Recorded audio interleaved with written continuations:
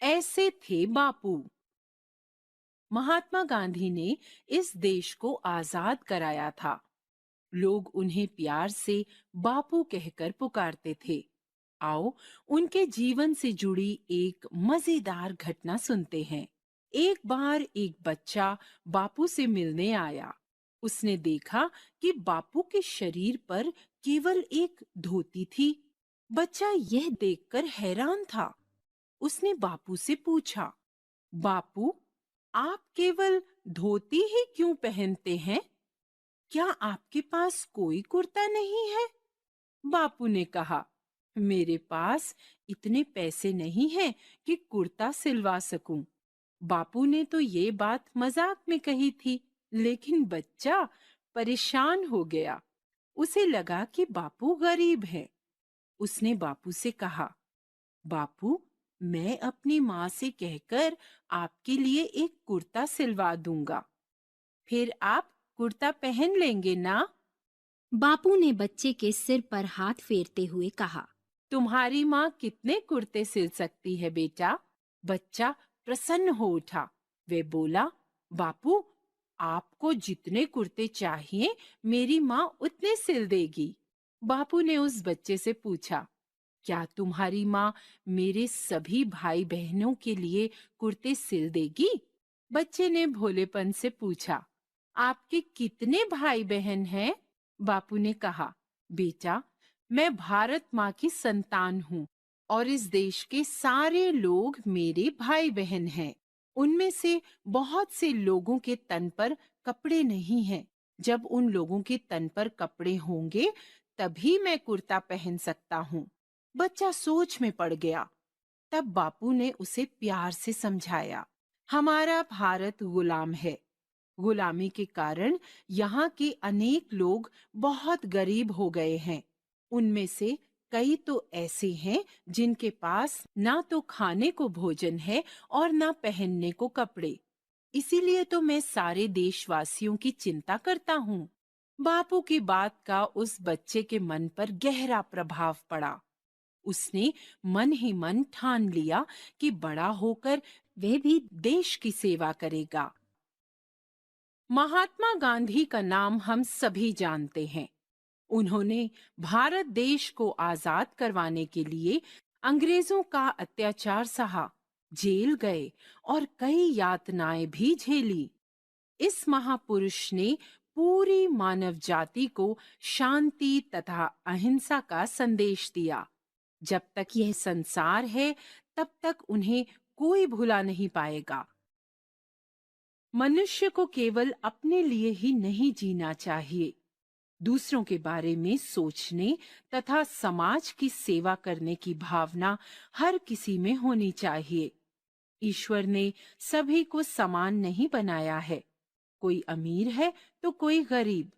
मन में सेवा भाव रखने से मनुष्य ऊंचा उठता है।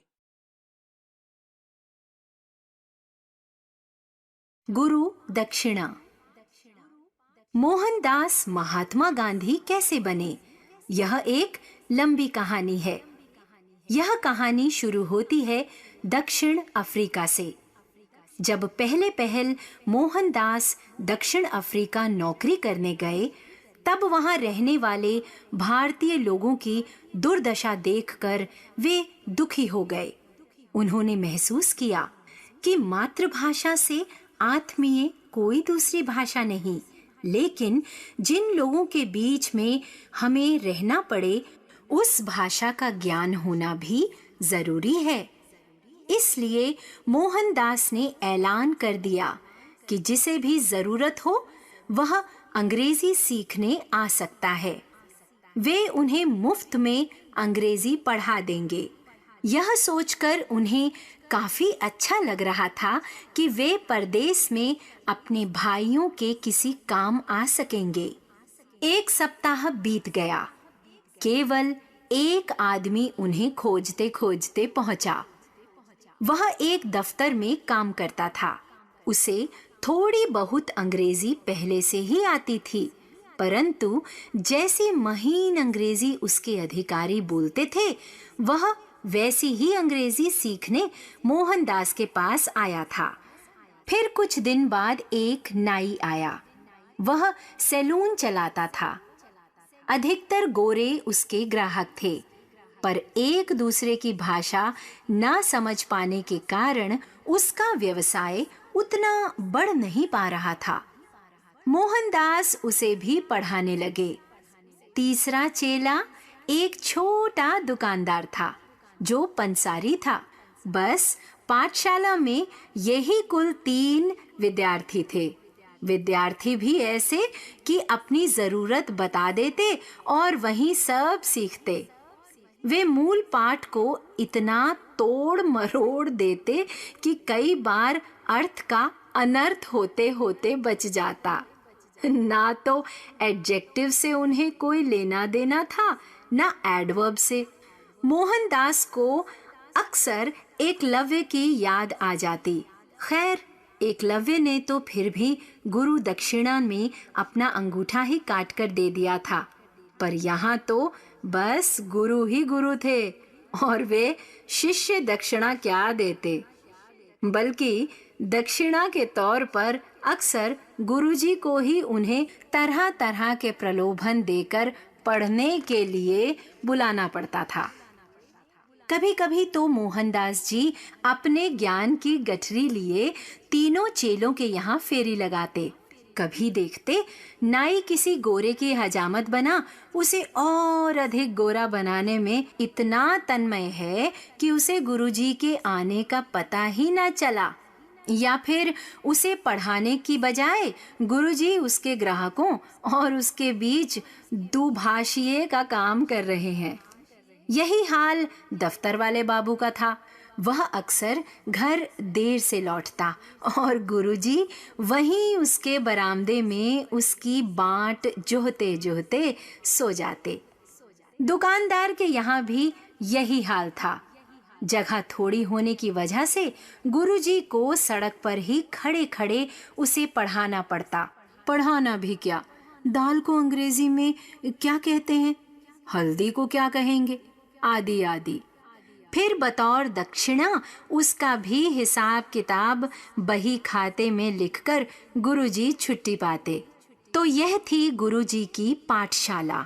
लेकिन गुरुजी को संतोष था कि आखिर में जब तीनों शिष्यों ने अपने गुरुजी को रिटायर कर दिया, तब तक नाई थोड़ी बहुत गिटर पिटर करना सीख गया था।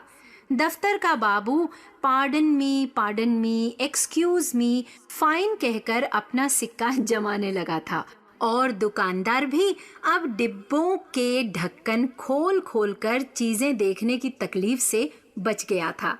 रही दक्षिणा की बात, तो वह तो शिष्यों ने गुरुजी से वसूल कर ही ली थी।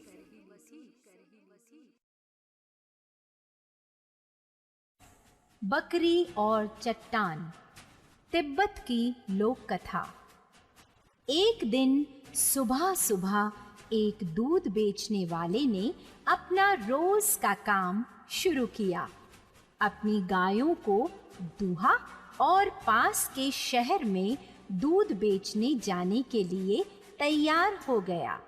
दोपहर होने पर उसने अपना आधा बचा दूध से भरा घड़ा चट्टान के ऊपर समतल जगह पर सावधानी से रख दिया। फिर कुछ रोटी व पनीर निकाल चट्टान की छाया में बैठकर खाने लगा।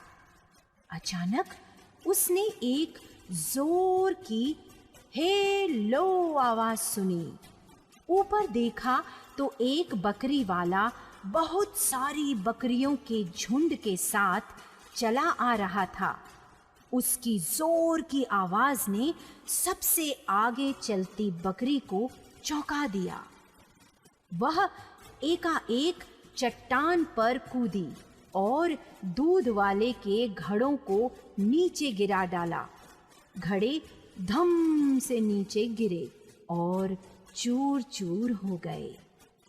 दूध वाला आग बबूला हो गया। ओहो, तुमने मेरा सारा दूध बर्बाद कर डाला। अब तुम्हें मेरे घड़ों और दूध का पूरा दाम देना होगा। इसमें मेरी कोई गलती नहीं है, यह तो बकरी की गलती है। बकरी वाला बोला। दोनों लड़ते झगड़ते रहे। अंत में दोनों कचहरी जाने के लिए तैयार हो गए। न्यायालय के अनुभवी न्यायाधीश ने दोनों की बातें सुनी और बोले, यह तो साफ है कि दूध वाला बिना किसी कसूर के अपना घड़ा वह दूध खो बैठा। अब वह दूध कैसे बेचेगा? लेकिन इसमें दोष बकरी वाले का भी नहीं। यदि बकरी वाला अपनी बकरियां बेचकर इस नुकसान के पैसे चुकाता है, तब तो उसकी रोजी रोटी सब खत्म हो जाएगी। इसमें तो केवल बकरी व चट्टान का दोष है। बकरी को गिरफ्तार कर कचहरी में लाया जाए। मैं कल 12 बजे चट्टान और बकरी दोनों को सजा दूंगा। शहर भर में यह बात फैल गई। लोग आपस में कानाफूसी करने लगे। अगले दिन कचहरी में लोगों की खचाखच भीड़ को देख न्यायाधीश खुश हो गए। उन्होंने जमा हुए लोगों से कहा, आप सब लोग एक बकरी और चट्टान का मुकदमा देखने के लिए यहां जमा हुए हैं। आप लोग भी यही सोचते होंगे कि मैं बकरी और चट्टान का मुकदमा कैसे चला सकता हूं। मैं झक्की हूं। मैं कुछ बेवकूफी की बातें कहूं या करूं, इसलिए आप लोग यहां आए हैं। मैं तो समझता था कि आप सब मुझे अच्छी तरह जानते पहचानते हैं। आप लोग मुझे कैसे इतना मूर्ख व झक्की समझ सकते हैं और मेरे बारे में इतने बुरे बुरे विचार मन में ला सकते हैं, अपने न्यायाधीश के बारे में। इसलिए आप सबको 1-1 रुपया जुर्माना भरना होगा। न्यायाधीश की बातें सुन सब लोग ठहाका मारकर हंस पड़े। उन्होंने पहरेदारों को खुशी-खुशी यह छोटा सा जुर्माना दे दिया। न्यायाधीश ने सब रुपए दूध वाले को दे दिए। बकरी वाला और दूध वाला एक दूसरे को देख-देख कर मुस्कुराए और फिर से मित्र बन गए।